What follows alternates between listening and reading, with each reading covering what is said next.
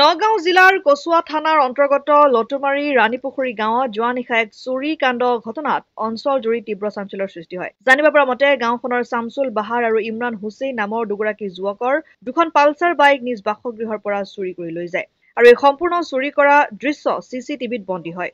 উপায়হীন হৈ দুই যুৱকে কচুৱা থানাত এজাহাৰ দাখিল কৰাৰ লগে লগে আৰক্ষীয়ে চিচিটিভিৰ ফুটেজ সংগ্ৰহ কৰি তদন্ত আৰম্ভ কৰে। চুৰি হোৱা মটৰ চাইকেল দুখনৰ নম্বৰ হৈছে AS02AD 4576 আৰু AS31A 5337।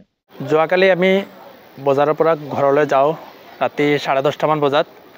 যোৱাৰ পাছত মই মোৰ বাইকখন নি পিনে পালচাৰ 150 ৰেড আৰু ব্লেক কালাৰৰ বাইকখন নি পিনে মই মোৰ ঘৰৰে বাৰিন্দাত নি পিনে থওঁ।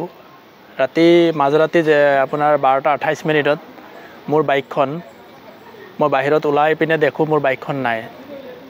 তাৰপিছত ওচৰ পাজৰে খোজ খাবৰ কৰাত গম পালোঁ যে মোৰ বাইকখন চুৰ হ'ল বুলি। তাৰপিছত আমাৰ ঘৰৰ ওচৰতে এটা অনুপম নিৰ্মাণ প্ৰাইভেট লিমিটেড কোম্পানী আছে।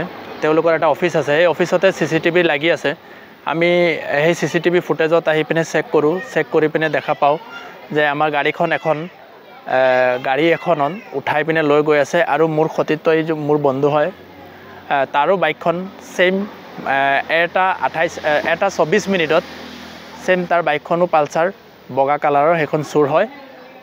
আৰু সেই বাইকখন কোনোবা এজন দুষ্ট চক্ৰই কোনোবা এজন চোৰে সেই বাইকখন ঠেলি আনি পিনে অলপ আগত আনি পিনে গাড়ীখনত উঠাই পিনে লৈ উধাও হয়। এতিয়া মই এইটোৱে ক'ব বিচাৰোঁ আমাৰ কচুৱা থানাৰ ভাৰপ্ৰাপ্ত বিষয়াজনক যে এই বস্তুটোৰ প্ৰতি অলপ ইনভেষ্টিগেশ্যন কৰিব লাগে। আমাৰ দুখনকৈ যোৱা নিশা যোনটো বাইক চুৰ হ'ল, সেই বাইক চুৰিৰ যিটো ঘটনা, সেই ঘটনা সন্দৰ্ভত তদন্ত কৰি পিনে যাতে আমি বাইককেইখন ঘূৰাই পাওঁ, তাৰে কাৰণে আমি অনুৰোধ জনাওঁ কচুৱাৰ OC ছাৰক। কচুৱাৰ পৰা গুলজাৰ হুছেইনৰ ৰিপৰ্ট, অসম আদিত্য।